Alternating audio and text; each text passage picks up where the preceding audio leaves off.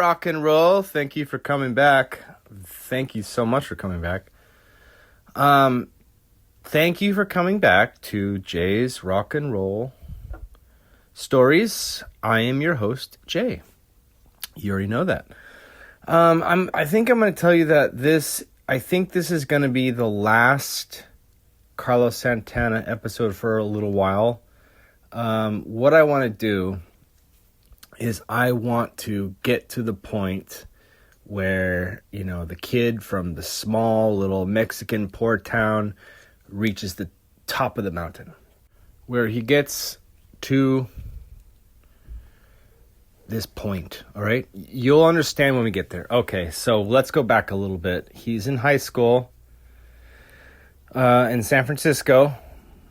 He has a limited amount of English. His English is not so good, but he meets some friends to help him out. This is 1964.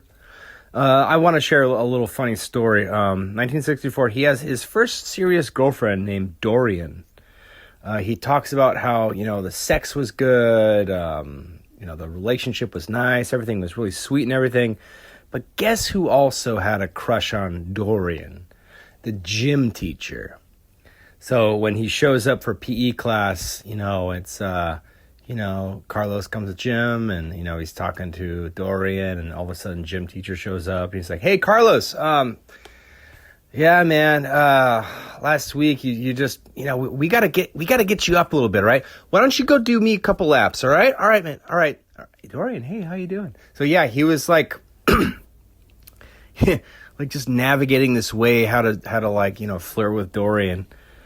It was kind of funny. Anyway, all right. 1965, Carlos meets Michael Carabello, who would become one of his main players, plays congas in the band and everything, who stays with him in the band for a long time. Another friend brings him a record and says, "You got to listen to this. And this is going to kick your ass." That's what he says. "This record's going to kick your ass." And it kicked my ass too, because I love it. I love it when this happens, when something that I read really, really changed me, and I read about it when it changed someone else too.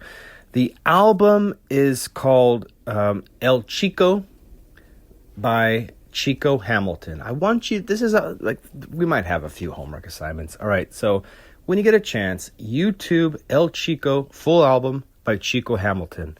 Chico Hamilton is a jazz drummer, but it doesn't, like when I say jazz, it doesn't sound like what you're thinking of. It's something completely different. So put that on as a homework assignment. Like you're cleaning your house, put that on. El Chico, Chico Hamilton. There is a guitar player in Chico Hamilton's band. I think he's Hungarian. His name is Gabor Szabo. This is the quote from Carlos. He says, "But it was Gabor Szabo's guitar that hit me hard. I heard that and I could feel my brain molecules starting to expand. His sound had a spiritual dimension to it, and it opened the gates to other dimensions to me. You could tell he listened to a lot of Indian music because he put a drone part to it. It was trance music. He could play the simplest melody but still go so deep. Gabor took me away from B.B. King, John Lee Hooker, and Jimmy Reed." And I need to say that when I first heard this blew me away too, because you just got to hear this. There's something really haunted or spiritual or creepy about the way Gabor Szabo plays guitar. Just put it on. Put it on, all right? All right, fast forward to 1966. He's got a band together. He's 1966. He's hearing about other bands in the Bay. We got the Grateful Dead. You got Quicksilver Messenger Service. You got Sly and the Family Stone. You got Moby Grape, and he hears and knows Bill Graham. Bill Graham is the guy who put these guys to work. He's the one who opened up the Fillmore East, New York, Fillmore West in San Francisco. So he's playing all over the place. There's a story where Jerry Garcia from the Grateful Dead and Michael Bloomfield together saw Carlos Santana playing at a show in a park. And he said that they were both kind of like elbowing each other, like, dude, check this guy out. So Carlos is still very dedicated to the blues. He does some auditions for other bands, He goes there, he tries out, and he's like, well, who are you into? They say, oh, we're trying to sound like The Who. And he's like, nah, no thanks. Goes to another audition. Hey, what do you guys want to do? Oh, we want to sound like the 13-floor elevators. Speaking of, I got to do an episode on that band. 13-floor elevators from Texas. Anyway, so he's like, no thanks. So he's still a teenager. He's very specific about the blues. He's still going to school. He goes to school. They mark his attendance, but he just leaves and does his own thing. There is a time when Carlos is going to shows. He's going to see live bands and stuff, and he sees Mike Bloomfield at a show, just like mingling and stuff. And he walks by Mike Bloomfield, and he says to Mike Bloomfield, one of these days, you're going to know who I am, and I'm going to cut you. And he walks off, all pissed off. It's kind of funny because he talks about later in his life that he apologized to Mike Bloomfield numerous times. Like, dude, I'm so sorry when I said that. Mike Bloomfield's like, dude, get over the guilt, bro. That was awesome. Like, I want you to cut me. You're awesome. It's kind of sweet. Okay, so how did Carlos get noticed? How did he really get noticed? All right, so there's a story where one night the Butterfield Blues Band, if you don't know that, we talked about it with Mike Bloomfield. The Butterfield Blues Band was Paul Butterfield playing harmonica and Mike Bloomfield playing guitar. So it's a blues band. Check it out. It's really good. Butterfield Blues Band, the Jefferson Airplane, and Big Mama Thornton, who originally wrote the song "Hound Dog," the song that Elvis Presley got famous for. They're playing at a show, but Paul Butterfield, the lead singer and harmonica player for the Paul Butterfield Blues Band, has taken way too much acid, and he's just wandering around the venue, looking at the walls, like if they're like televisions. Like he's just that's it. He's done. He's in his own thing, So a little impromptu jam gets put together by Michael Bloomfield and Jerry Garcia from Grateful Dead and Jorma Kaukonen from Jefferson Airplane. So they're all kind of jamming together. Mike Bloomfield is playing organ because his organist hasn't showed up. They have a lot of guitar players. So there's a guitar open in a stand on the stage. Carlos is at the venue watching this with his buddy Stan. And Stan goes up to Bill Graham and points to the guitar and is like, hey, can my friend join them, Can he grab the guitar and join? Bill Graham says I'm not in charge of that, man. Go ask Mike Bloomfield. So they get closer to the stage and they yell to Mike Bloomfield hey, can he play guitar? Mike Bloomfield says, come on, man, plug it in. So Carlos gets on stage, grabs a guitar, plugs in, and it's this great jam. It's him and Jerry Garcia and Jorma from Jefferson Airplane, and it's it really kicked ass. And after the show, Bill Graham goes up to Carlos and gives him his card. He's like, hey, do you have a band? I got a lot of open nights, open shows that you can be in. So Carlos is like, oh, fucking shit, I really got to get a band together. So it's let's do this, right? So he's still in high school. He's still flipping burgers at this burger joint called Tick Tock. And there's this one time when he's flipping burgers, and this is 1966, and a limo shows up, and out of the limo is the Grateful Dead. They just signed. They got their first album, and they get out and they come inside. They get burgers and stuff. And Carlos is like, I'm not fucking doing this ever again. I'm not flipping burgers. He's dedicated, man. He's like, I'm playing music. So anyway, before that, he's in Tick Tock flipping burgers, and this guy comes in, and his name is Tom Frazier. He's a singer and guitar player that saw the jam. That saw Carlos with Jerry Garcia and all that. And he comes in and he tells him, like, that was so awesome. Why don't you come play with me? So they, like a tryout, come check it out. So they jam in this like a country house out in this what's called Mountain View, which is like on the other side of Palo Alto. Palo Alto is where the Grateful Dead were originally from.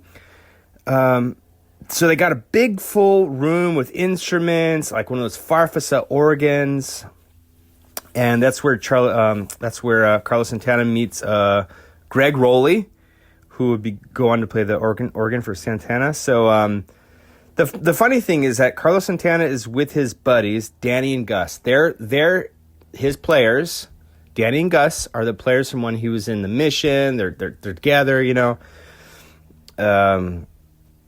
And Danny and Gus remember Greg Rowley from being in this goofy band called William Penn and His Friends. And the band William Penn and His Friends, they all dressed like, Paul Revere with stupid hats and pirate costumes and shit. Like, come on, man, are we going to play with this guy?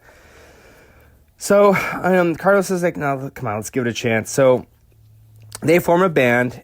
Greg Rowley is the lead singer. Danny and Gus are still together. Here's a weird one here.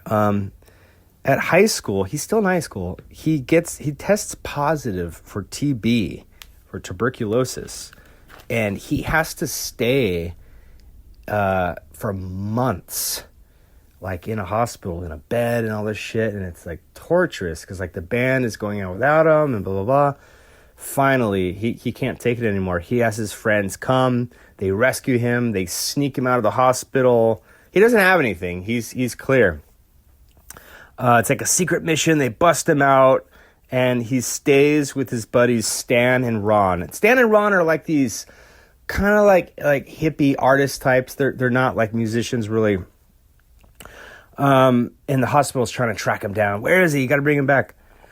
And this kind of puts even more of a distance between Carlos and his mom, because it just kind of separates him. He's really not like getting along, but shit, that's how it goes, right? So with this whole thing about the TB being in that hospital, well, number one, he got healthy. He was in the hospital. He got healthy, right? Number two, it brought in a tutor to come in and really help him out, get his diploma. And number three, which really saved the day, is he avoided the draft.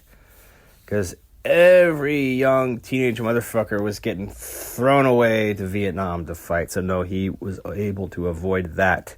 Anyway, so he did graduate with that tutor that helped him.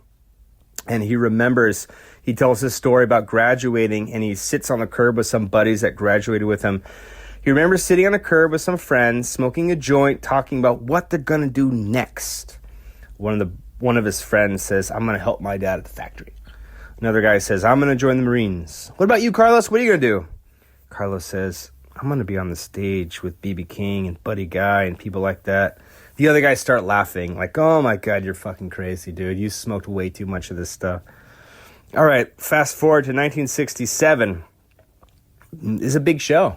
Okay. He puts together a band called the Santana Blues Band, and they open for the Who. Another band playing there called Loading Zone. So they're like the third band opening, but they don't even get on the poster or anything, but still in the right direction. So from now on, they're known as Santana Blues Band. At least they got something going, right? So that night, he was playing so intensely that he broke 3 strings on his guitar. And he's on the stage, breaks 3 strings. He looks around. There's a Stratocaster in the corner. And he looks at it. And guess who's watching him see this happen is Keith Moon, the drummer of The Who. That's what they're opening for. And he looks at Keith Moon, and Keith goes like, go ahead, man, take that guitar. Don't worry about it. Go ahead, take it. But Keith saw it.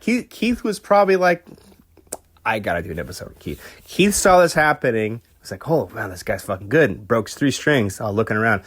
Go get it. Pete won't care. Don't worry about it. Pete, come on, Pete Townsend, you know it.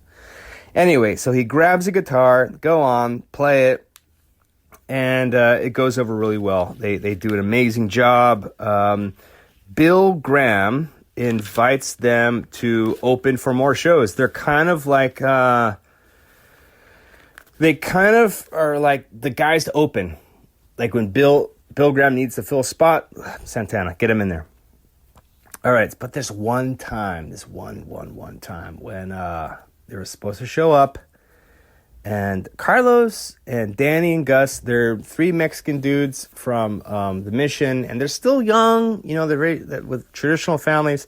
And there's one night when Danny and Gus's parents wouldn't let them leave earlier than they needed to leave, and they got there late. And Carlos Santana talks about how they got to the stairs. We're late, hurry up. To go up the stairs to the club. Bill Graham is standing at the top of the stairs looking at them. He just looks at him and says, "You'll never work for me again. Nope, you're not coming in." Okay, so Carlos Santana talks about how he saw Cream play their famous show at the Fillmore in 67. He's pretty upset about missing that gig with Bill Graham. He's upset about pissing off Bill Graham because Bill Graham has been like, "I'm helping you. You guys are good. I'm helping you out," and he felt bad about that. And he talks about in his book how punctuality is a thing. Like his mom taught him, like, no, if you got to be somewhere, you're going to be there 30 minutes early. So he talks about how he practices this even today. Get there early. If you're in my band, get there early. All right. So there's like this final nail. I call it the final nail to shut the coffin on any insecurity about the identity of what would become Carlos Santana that solidifies who the guy is. He talks about this acid trip that he had. It was a bad acid trip. He takes acid with Gus and Danny and his old buddies, right? And he's just having a bad time. It's not feeling right, So he calls up his new buddies, Stan and Ron. It's Stan Marcona and Ron Estrada. They're just like, they work. I think one of the guys is like a lawyer. The other guy is like working in administration or something. But they're professional, but they're in the scene. He calls them up and he says, "Can you please pick me up? Can you please help me out?" They're like, "Yeah, hell yeah." So they go pick up Carlos and they take him to the woods, specifically Fairfax, which is in the North Bay, just to chill the fuck out. Get away from crazy shit and just chill out. The sun is rising. This is like, they got there pretty late. The sun is rising now. And what's going on through Carlos's mind is that the earth is dying and he must help it heal. He's high as fuck, right? So he decides he's going to dedicate his whole life to music, right?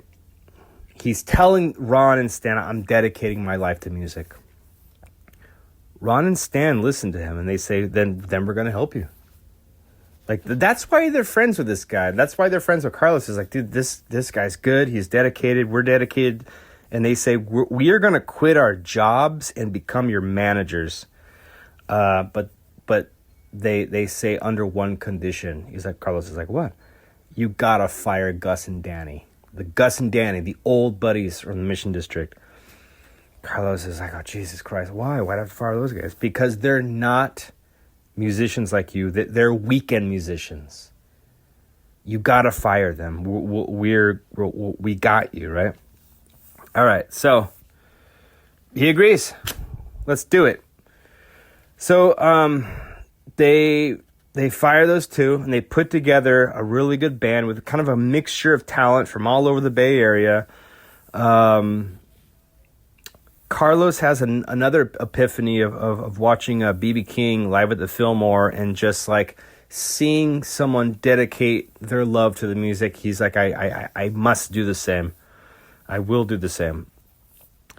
I just want to add this because I thought this was kind of interesting. So Carlos talks about the fear and control and loss of control, specifically talking about when tripping on hallucinogenics. So he explains that the reason why a person would have a bad trip, would feel like paranoid and all that kind of shit, is because they're not letting go. Just let the trip take you. Instead, they're trying to exert control. I can control this, and that which leads to a bad trip. And he's saying the same happens when playing with live music. When playing live, don't take control. Just let it happen. Just let it groove. Let it go with it. I think that all kind of goes into the whole feeling of the universal tone. Let it happen. It's right there. Woo! So, around the end of 1967 and the summer of 68, there's a place in San Francisco called the Straight Theater.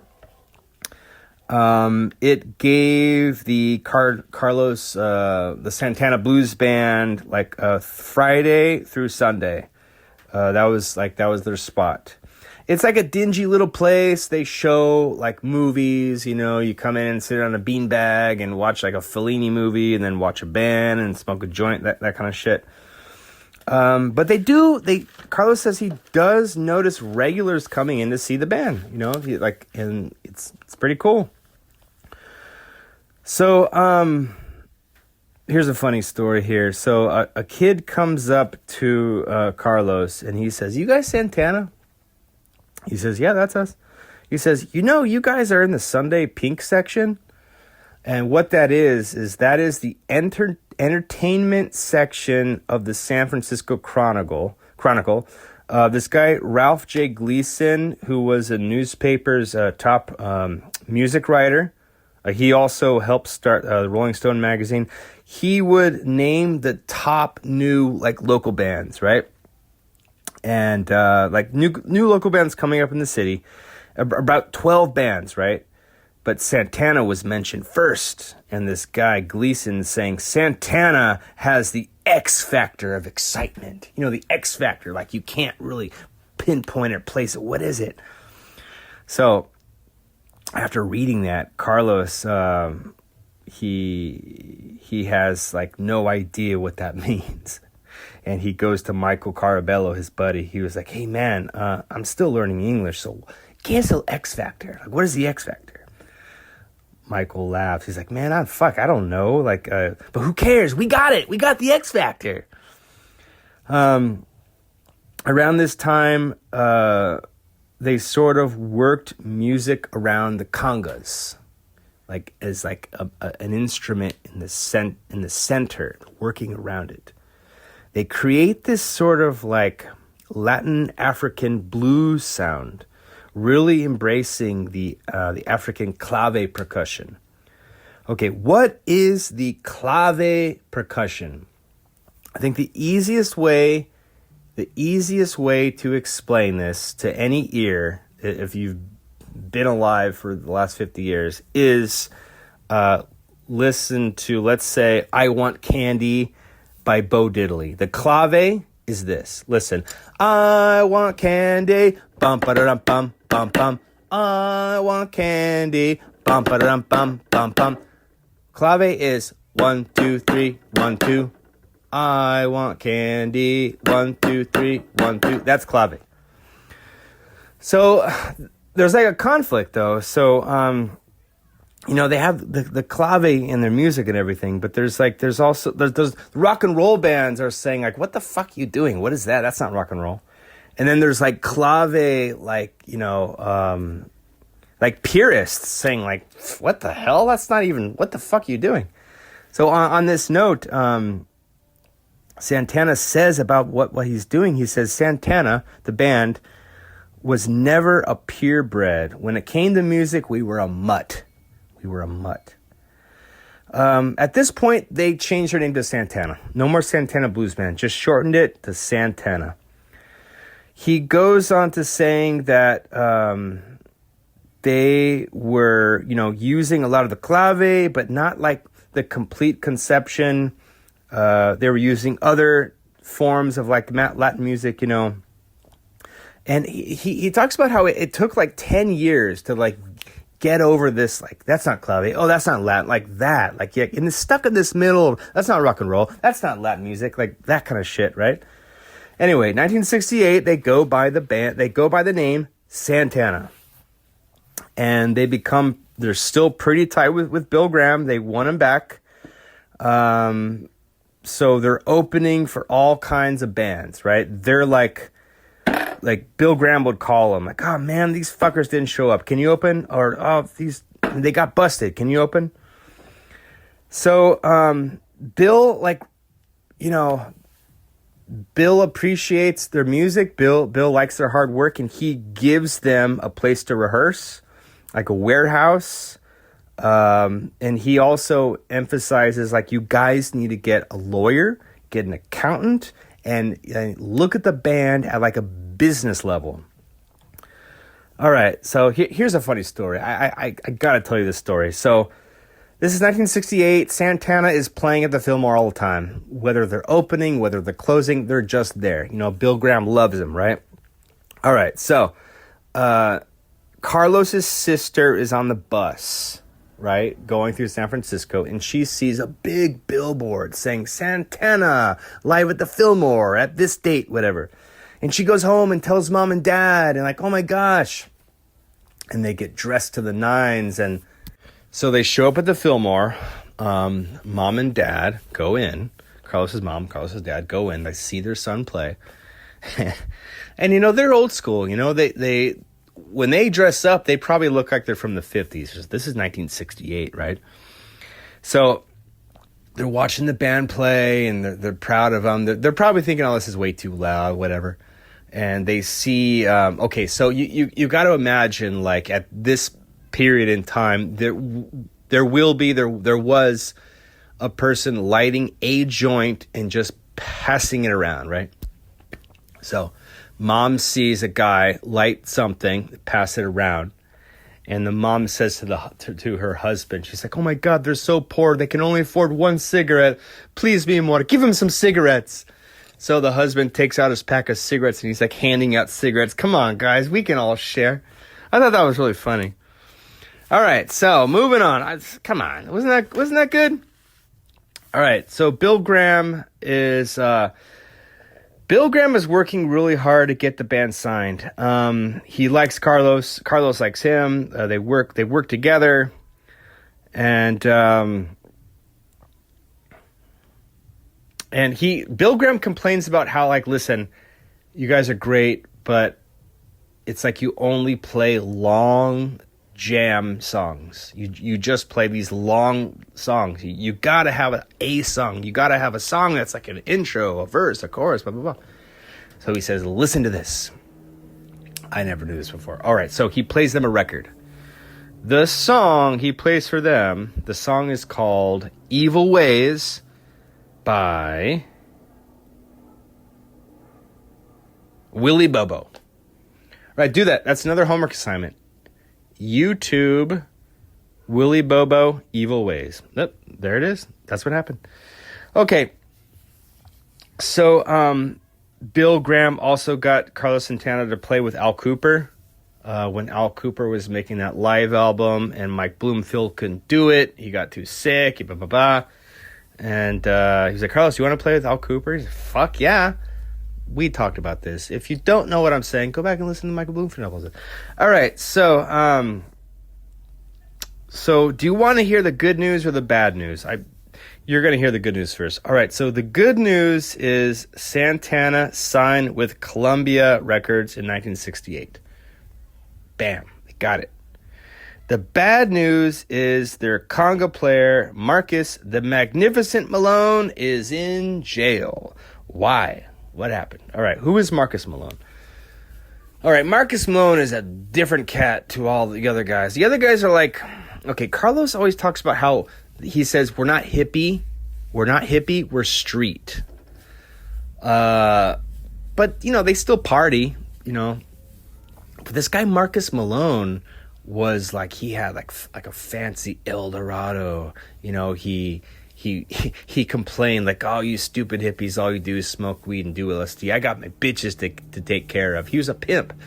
He would like end like he would like have to leave practice early. Like, man, I gotta get out of here. I gotta go check on my bitches. He's a pimp. So anyway, what happened was Marcus Malone was fooling around with this Mexican lady. And this Mexican lady was not divorced, but separated from her husband. So Marcus Malone went over to her place, fooling around with her. The husband shows up. Big fight happens. Marcus Malone ends up stabbing the guy to death. And goes to prison. The sad thing is that the band, like Carlos talks about how the band was like, dude, I mean, that's expected, man. That's his lifestyle. It was kind of like eventually that's going to happen. But I want to point out something here. About 10 years ago, this was a touching story. About 10 years ago, there was a news story on TV, and where Carlos Santana was just like in a neighborhood, whatever, and he ran into he heard something that triggered something, and he said, "Hey, who are you?" Marcus Malone was homeless, and they like reunited. You know, he was a homeless man. Marcus Malone was a homeless man, like eating food out of the trash. Carlos Santana found him and was like, "Hey, buddy," and like, you know, I helped him out. And okay, there's another thing of homework. YouTube. Carlos Santana, homeless drummer. Look that up. It's pretty touching. Okay, so wow, we're going all over the place, aren't we? All right, so they find a new player. I mean, Marcus Malone's in jail for killing someone, right? They find a new player named Jose Arias. His nickname is Chapito. He's from Nicaragua.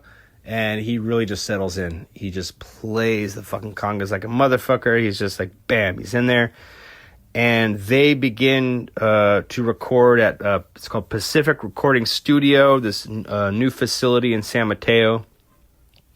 That's where Carlos Santana meets Michael Shreve, who would become their new drummer. And this right here will be the lineup for the first like 3 albums. Bam. Now we got it. Solidified. Got it, right? All right, let's wrap it up here. How did Carlos, how did Santana get to play at Woodstock? Woodstock 1916. That's the top of the mountain, my friend. All right, so here's what happened. Michael Lang. Press pause really quick. Have you ever seen like the Woodstock movie? Just watch it, right? Give it a shot, because like you have to see. Anyway, Michael Lang, who is producing the festival, he approaches Bill Graham. He was like, "Listen, can you help me out? Like I'm not really sure how to do this." Bill Graham says to him, "Okay. You got a big endeavor here. I'm going to help you with my connections. I'm going to help you with my people. I know that they know how to do this, but you need to do something for me." What? You need to let Santana play. Bam! Santana's in there. All right. So, this was really cool. In the book, Carlos talks about how, so sweet, how Bill Graham kind of sat the band down and was like, listen, you guys. You guys are going to become famous. You're going to become really famous. And when you become famous, it's going to be so weird that you're going to feel like you were always famous. So he kind of prepared them mentally. He prepared them psychologically. This is going to happen to you guys. So they get flown to New York City. They stay at a nice hotel. There's like limos waiting for them and stuff, and they get to visit New York. And so the concert's coming, Woodstock, right? So they're flown by helicopter out to Woodstock, and they see all these people. Holy fuck, look at all these fucking people. It's the same thing when we talked about Altamont, like traffic for miles, people are getting out, ditching their cars, walking. It's the same thing. So they get flown in to the venue. I mean, not venue, but, to the freaking field.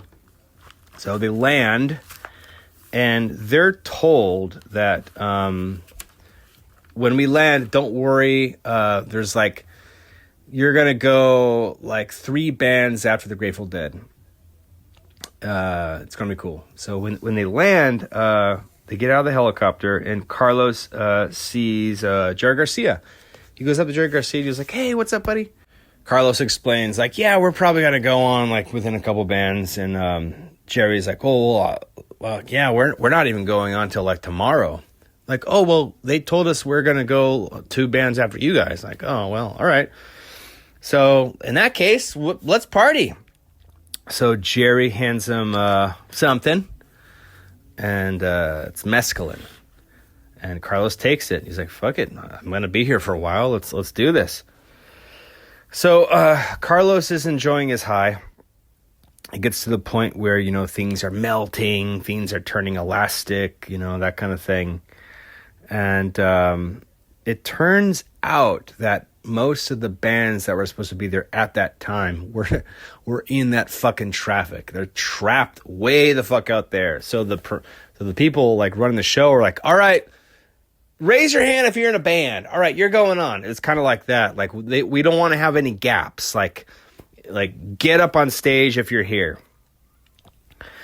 So, wow, Santana is asked to play. All right, go ahead, guys, get up there. So, without any further ado, they grab their shit, they get on stage, they plug in, and Carlos talks about this experience, and he says how they were all close together, what he liked, because and sometimes in a concert, everyone's spaced out.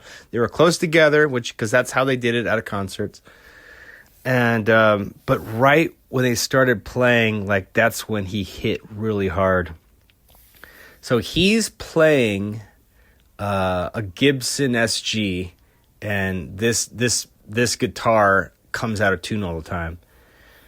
And this guitar that comes out of tune, in his, mescaline stone mind, turns into this wild snake, and he's trying to keep the strings together. Oh my God.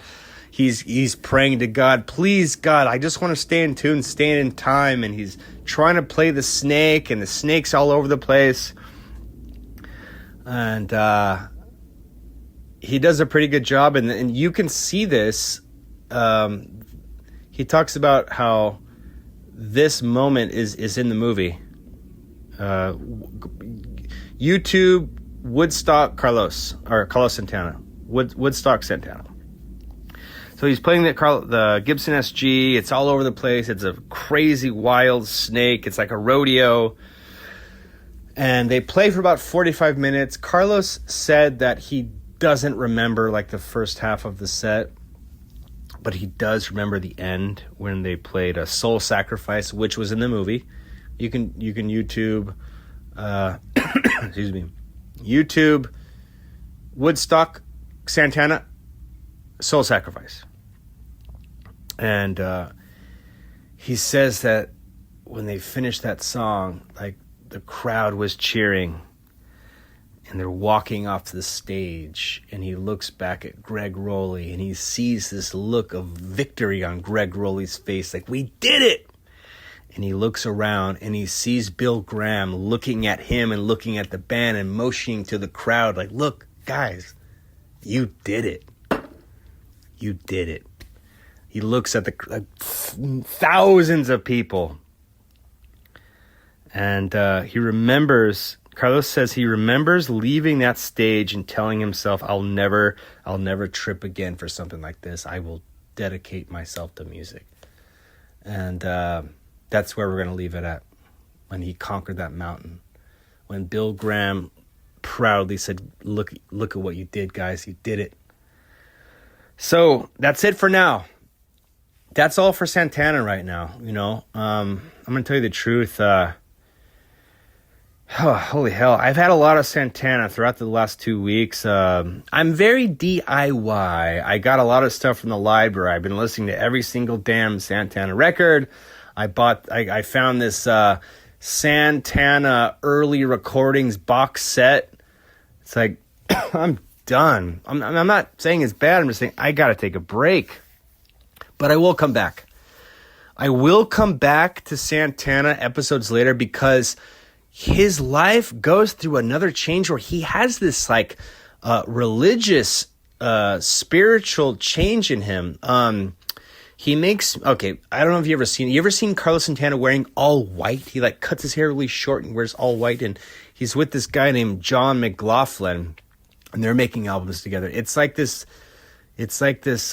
spiritual thing that they did. And you know what? I want to find out what the hell that's all about, and I will come back and report on it. But right now I'm taking a break. We got to the mountain of Woodstock. So I'll end it here. Thank you for joining me. That was a long one. We went all over the place. You got a lot of homework to do, don't you? That's good. It's worth it. It's really worth it, It's always good to visit the buffet of music. Speaking of the buffet of music, we are going to go on way on the other side of the buffet next time. You will not believe it. The next episode, it's gonna knock you out of your shoes. You're like, wait, what pod? What is this? What are we doing here? Nah, it's gonna be great. Thank you for coming. Thank you for being with me. Thanks for being around and listening to Jay's Rock and Roll Stories. I appreciate your emails. I want to make a quick shout out to one of my listeners who sent me a nice gift. This little crafty little microphone I'm using right now. I want to protect his his persona here. So I'll just say thank you, Casey. Thank you, Casey, for sending me this cool microphone. Anyway, you want to contact the show, you can contact me at Jay's Rock and Roll Stories at what's it called? I don't know. You know what it is, right? Thank you so much. I'll see you next time.